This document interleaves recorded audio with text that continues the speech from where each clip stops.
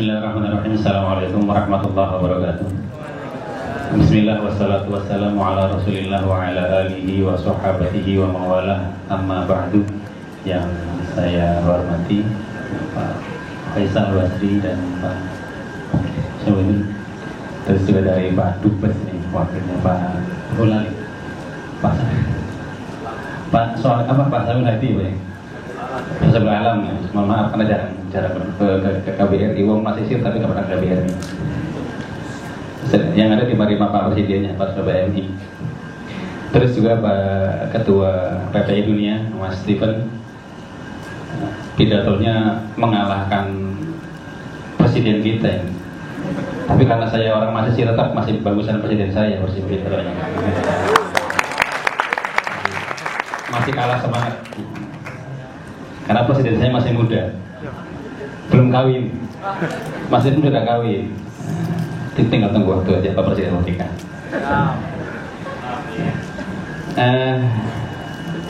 Kepada seluruh delegasi yang saya hormati juga semuanya, yang tidak bisa saya sebutkan satu persatu. Kalau tadi sudah disampaikan oleh Pak Faisal Basri, sama dengan saya juga. Kebetulan saya juga kalau mengutip omongannya santri, meskipun ilmu sedikit yang pernah kita terima itu kita anggap sebagai murid. Saya sebagai murid yang memberikan ilmunya sebagai guru. Saya dulu waktu di PPAK, di program profesi akuntansi di UI untuk ambil register akuntan, pernah di kuliah umum sama beliau, Pak Faisal Basri. Jadi beliau juga guru saya. Jadi kalau orang murid ngomong sama guru harus ada anggung-anggungnya juga. Hanya ada tata kramonya. Jadi beliau juga guru saya juga. Oke, mungkin saya hanya sedikit menyampaikan karena waktunya juga tidak terlalu banyak terkait dengan sistem ekonomi Indonesia, tapi tidak banyak. Saya mungkin hanya 1-2 slide yang akan konsentrasi lebih serius terkait juga mungkin apa yang sudah disampaikan oleh Pak Faisal dan Pak Sabet ya nanti. Kalau mungkin dikatakan solusi, boleh dikatakan solusi, nggak apa. Saya bertanggung jawab bahwa saya memberikan solusi apa yang sudah disampaikan oleh Pak Faisal Basri dan apa yang sudah disampaikan oleh Pak Sabet. Insya Allah solusi saya, kalau saya salah, insya Allah kita bisa bertanggung jawab di atas. Insya Allah. Langsung saja. Hanya mengambil dari teori. Teorinya kalau secara teoritis, ekonomi hanya ada 3, kapitalis, sosialis, campuran. Ini teorinya. Terus kemudian saya juga sedikit mengutip saja karena ini di undang-undang juga ada. Tadi sudah disampaikan oleh Pak Sabet juga bahwa teori ekonomi kerakyatan. Kalau tadi kata Faisal, semua teori itu ya tergantung kitanya mau ambil teori yang mana, artinya mau pakai yang mana. Kalau saya menambahkan lagi nanti ekonomi syariah ekonomi. Jadi artinya ada teori ekonominya namanya teori ekonomi syariah, nanti akan saya jelaskan di belakang. Saya sedikit saja ingin menyampaikan di sini bahwa Bapak kapitalisme itu adalah salah satu yang menjadi prioritinya adalah Bapak Adam Smith. Ini saya kira udah anu aja lah, saya speak aja. Mungkin saya ingin menyampaikan kenapa teori kapitalisme ini sampai bisa tidak, kalau dikatakan runtuh-runtuh lah. Contoh yang paling besar, skandal. Saya hanya sedikit menyampaikan skandal WorldCom. Ini skandal WorldCom ini perusahaan telekomunikasi yang paling besar di Amerika. Enron juga ini perusahaan yang memang kapitalisme. Volkswagen juga, nanti bisa dibaca slide-nya ini. Ini perusahaan-perusahaan besar semua yang Bernie Madoff juga sama, Xerox juga sama, Rigging juga sama. Ini perusahaan yang mengadopsi sistem kapitalisme dan sosialis. Ini semuanya zero, semuanya sudah. Sosialis juga sama, tadi sudah dijelaskan oleh Pak Faisal dan Pak Sabet. Campuran juga sama, nanti dibaca aja, nanti saya akan sebut.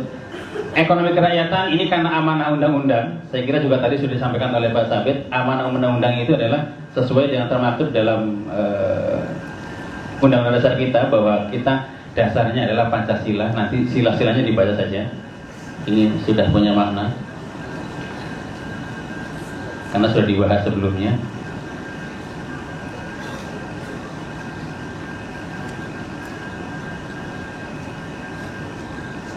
Mungkin ini sedikit saja kali ya. Tantangan ekonomi kerakyatan karena akibat dari globalisasi yang cukup besar, apakah ini ruang subur untuk tumbuhnya neoliberalisme? Nah ini globalisasi ekonomi, pasar bebas. Terus terakhir, masih mungkinkah rakyat Indonesia mengimplementasikan apa kerakyatannya? Saya kira ini nanti menjadi pertanyaan yang perlu dibahas. Nah ini mungkin saya akan menyampaikan sedikit di sini. Yang boleh dikatakan, saya katakan solusi. Kegagalan sistem ekonomi kapitalis dan kelemahan sistem ekonomi kapitalis, sosialis dan kapitalis, ini yang menjadi semangat timbulnya kembali untuk para pemimpin negara Islam untuk memikir kembali tentang sistem ekonomi yang berdasarkan prinsip-prinsip Islami atau yang dikenal dengan sistem ekonomi syariah. Nah, sumber utama yang menjadi anutan sistem ekonomi syariah itu adalah satu Al-Qur'anul Karim.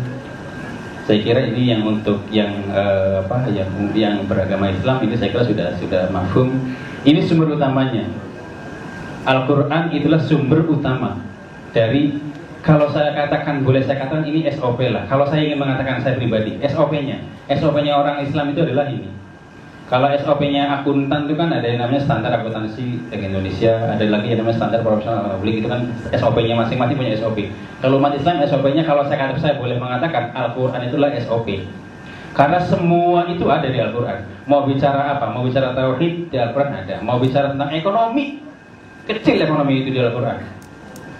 Mau bicara apa? Mau bicara kerakyatan, mau bicara tentang kemiskinan, semua diatur dalam Al-Qur'an. Bahkan tidak hanya Al-Qur'an, sebagai mubayyinnya itu adalah ada juga yang namanya sunnah Rasul atau hadis-hadisnya Rasul. Nah ini semua mentafsiri Al-Qur'an. Bukan hanya saja di sunnah Rasul, tapi ijma' dan qiyas juga ada. Ijma' qiyas ini menjelaskan apa yang sudah termaktub dalam sunnah dan Al-Qur'an. Artinya kalau sudah Al-Qur'an sudah jelas Al-Qur'an, sunnah Rasul juga sudah pasti. Lah kalau tidak ada di sunnah dan di Al-Qur'an kan adanya di ijma' dan di qiyas. Yang terakhir itulah uruf. Kalau bicara uruf, saya ingin menggambarkan kenapa ekonomi Islam itu cukup kuat. Uruf, bicara uruf, saya mau mencontohkan pegadaian. Sistem pegadaian syariah yang di Indonesia. Kalau bicara uruf di Indonesia, mungkin ibu-ibu pegadaian, ibu-ibu yang biasa pergi ke pegadaian, kalau misalkan minjem duit dengan menggadaikan emas, ketika emas itu menjadi barang yang digadaikan, jaminan, marhunnya marhun bitnya itu pinjaman. Saya sebagai rohin, si pegadaian itu akan memberikan nisbah perhitungan. Biasanya itu, karena istri saya sering ke pegadaian, jadi saya tahu. Setiap 10 hari itu dikenai cas Rp90. Kalau yang pernah ke pegadaian bisa tahu. Setiap 10 hari itu dikenai cas 90 perak. Jadi kalau minjemnya itu 10.000, 10 hari kena casnya sebesar 90 perak. Tinggal dihitung saja berapa pinjamannya. Nisbah 90 perak untuk 10 hari ini namanya uruf. Kalau diterapkan di negara lain, di Malaysia, di Singapura, ataupun di Saudi Arabia, saya nggak tahu di Saudi Arabia, adanya dari PPI Saudi Arabia ya. Ada nggak ya pegadaian? Saudi Arabia kan ya? Ada nggak pegadaian di Saudi Arabia? Kurang tahu ya. Nanti boleh cari tahu. Saya mau tahu kalau ada di pegadaian ada di Saudi Arabia. Maksud saya, entitas bisnisnya di Indonesia ada pegadaian. Entitas bisnis di Saudi Arabia ada tidak yang sejenis dengan di pegadaian? Kalau ada, saya pengen tahu nisbah di sana seperti apa. Apakah sama? Kalau sama berarti menyamakan persepsi dengan yang di Indonesia. Tapi kalau tidak sama, berarti urufnya di sana berbeda dengan urufnya yang di Indonesia. Ini uruf. Artinya kebiasaan. Sudah menjadi kebiasaan. Artinya kebiasaan yang sudah di SOP-kan. Terus kemudian sistem ekonomi yang sekarang ini yang kalau saya katakan cukup tumbuh dan berkembang di Indonesia, bahkan tidak hanya di Indonesia. AOIV, Accounting and Auditing Organization for Islamic Financial Institution, yang markasnya di Bahrain. Ada nggak PPI dari Bahrain ini? PPI dari Bahrain kan ya? Oh, nyambung sama syariah ya di Saudi ya. Ya itu jadi AOIV itu markasnya di Bahrain. Anggotanya sekarang sudah banyak, hampir negara-negara Islam itu menjadi anggotanya AOIV, Accounting and Auditing Organization for Islamic Institutional Financial Institutional. Anggotanya sudah banyak. Jadi punya standar, sudah punya standar termasuk standar keuangan maupun akuntansinya itu sudah terprogram. Bahkan tidak hanya standar melulu, sampai ke softwarenya pun juga sudah terprogram. Nah ini kalau ngomongin software, saya ingatkan Pak Steven itu. Pak Steven kemarin ngomong di Jepang ya, ada sertifikat halal yang dibuat softwarenya oleh mahasiswa Indonesia ya. Taiwan ya. Ini saya ingat Mas Steven kemarin, saya terpikir bisa nggak di Indonesia softwarenya itu juga dibuat di Indonesia, bukan hanya sertifikat halal, tapi termasuk usul yang pertama ke Mas Steven mungkin ini sebagai ketua PPI. Yang pertama, bisa nggak sertifikat halal itu juga bisa digunakan di Indonesia? Satu itu. Yang kedua, bisa nggak kajian ekonomi termasuk ekonomi syariah ini juga menjadi fokus kajian di PPI dunia? Karena hampir sekarang ini bukan hanya negara-negara Islam yang menggunakan sistem ekonomi syariah, ekonomi Islam, tapi negara-negara non-Islam pun juga sekarang juga sudah banyak yang menggunakan sistem ekonomi syariah. Contohnya misalnya Luxembourg. Luxembourg itu kalau nggak salah 93% warganya itulah non-Islam, tapi menggunakan sistem ekonomi Islam. Ada nggak yang dari Luxembourg sini? PPI dunia dari Luxembourg ada nggak Pak? Pasti nggak ada ya. Itu Inggris juga sama. Inggris itu lebih kuat malah justru penggunaan ekonomi Islamnya. Nah ini adalah, menurut saya ini adalah ekonomi Islam menjadi bagian dari solusi atas carut marutnya sistem ekonomi kapitalis dan ekonomi sosialis, Pak. Kalau menurut saya. Terus kemudian saya kira ini mungkin bisa dibaca. Saya ingin menyampaikan kenapa ekonomi Islam itu menjadi solusi yang solutif menurut saya. Yang pertama, saya ingin menyampaikan bahwa kalau kapitalis kita biasa mendengar dengan namanya Adam Smith. Kalau sosialis kita terbiasa dengan mendengar namanya ya Karl Marx. Nah, kalau di ekonomi Islam kita sudah terbiasa yang namanya mendengar laqad kana lakum fi Rasulillahi uswatun hasanah liman kana yarjullah. Artinya apa? Artinya kita itu umat Islam akan mengambil contoh apapun yang ada dalam diri Nabi Muhammad SAW. Nah kalau ekonomi kapitalis sosialis kan nyopotnya kan ngambilnya kebanyakan dari pemikirannya Adam Smith maupun Karl Marx. Kalau kita umat Islam itu mengambil contohnya, semua kita ambil dari apa yang sudah disampaikan oleh Rasulullah SAW. Karena apa? Karena Rasulullah adalah utusan Allah yang paling sempurna, dan kita tidak bisa, umat kita sebagai umatnya, artinya umat Islam ya. Di samping itu juga sudah jelas bahwa kita itu ya, kita ini umatnya. Wa ma utitu minal ilmi illa qalila. Cuma sedikit kita tuh punya ilmu. Artinya ilmunya kita ini umatnya Nabi Muhammad itu cuma sedikit. Illa qalila. Cuma sedikit. Jadi kalau kita cuma ilmunya sedikit, ya udah kita ikuti saja apa yang menjadi rujukannya kita, yaitu Kanjeng Nabi Muhammad Sallallahu Alaihi Wasallam. Mau Kanjeng Nabi mau ngomongin apa? Mau ngomongin masalah tauhid, kita ikuti. Mau ngomongin masalah ekonomi, ya kita ikuti. Kenapa saya katakan mesti diikuti? Kalau bicara masalah ekonomi, Adam Smith sudah pernah ngomong dengan invisible hand-nya. Invisible hand itu kalau dalam bahasa kitanya namanya good hand. Teori pasar. Dalam teori pasar, ekonomi teori pasar, itu dalam teori pasar Adam Smith, kata Adam Smith, itu ada yang namanya tangan-tangan yang tidak bisa diketahui. Lah, tangan-tangan yang tidak bisa diketahui ini siapa? Ya kalau menurut umat Islam ya tangannya Allah, kekuasaannya Allah. Adam Smith itu ngomong pada abad ke-17 akhir. Ya, ngomongin invisible hand itu ngomongnya pada abad ke-18 akhir. Kanjeng Nabi ngomongin masalah harga. Adam Smith ngomongin masalah harga. Ini ngomongin masalah harga. Invisible itu karena teori pasar bebas. Kanjeng Nabi itu ngomongin masalah harga 14 abad yang lalu hijriahnya. Nah, ini dasarnya.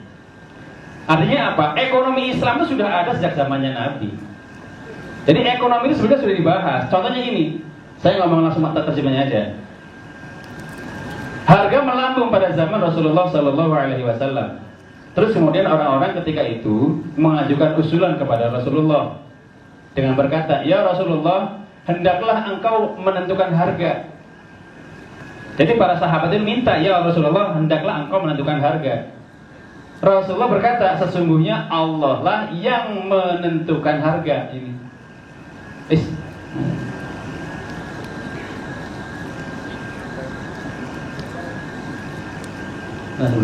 Nah ini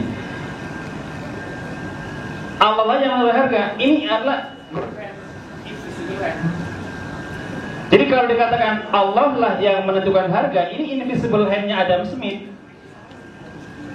God hand menurut kita artinya jadi harga itu yang menentukan Allah, bukan harga pasar. Nah, sementara ini kan kita kan saat ini hampir seluruh dunia masih menggunakan teori pasar bebas.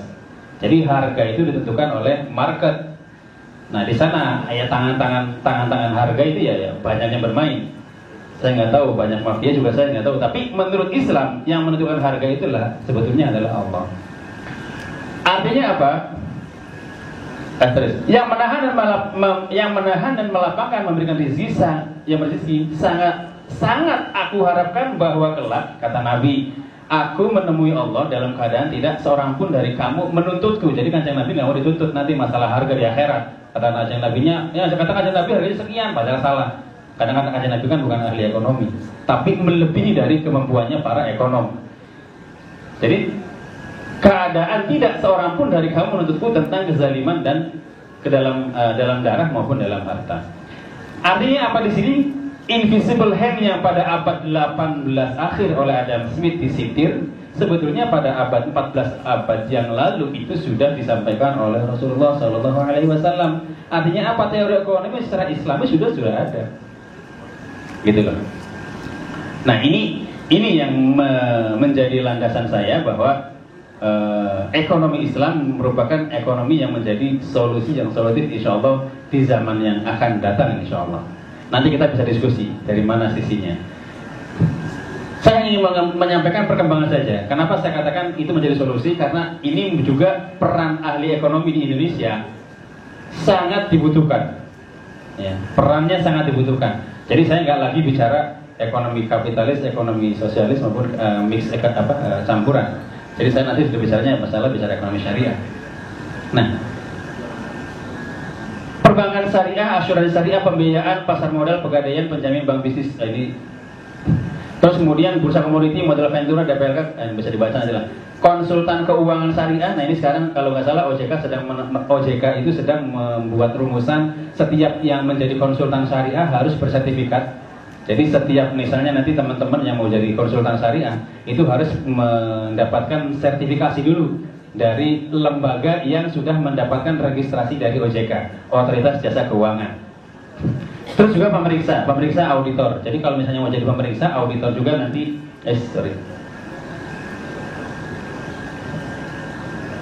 Nah ini pemeriksa nanti bisa di pemeriksa keuangan, di pemeriksa pemerintahan BPK maupun di pemeriksa akuntan independen.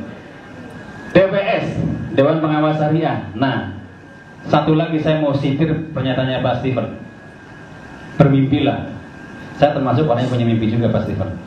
Saya pengen bermimpi suatu saat Pak Faisal, saya punya mimpi bagaimana caranya APBN dan APBD itu syariah. Jadi itu mimpi saya.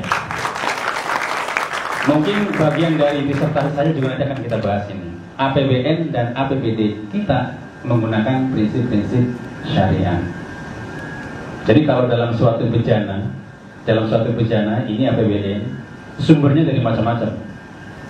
Jadi sumbernya itu dari macam-macam. Nah transaksinya ini saya mengharapkan namanya cita-cita, pengennya saya nanti APBN maupun APBD itu semuanya menggunakan prinsip-prinsip syariah. Bisa apa enggak? Nah yang namanya mimpi, kata Steven, bisa apa enggak? Ya terserah nanti bisa apa enggak. Kata Steven, kalau memang kita punya keyakinan bisa, insya Allah bisa. Saya juga mau kalah dengan Pak Steven. Jadi itu ya harapan saya, ingin saya. Kemudian yang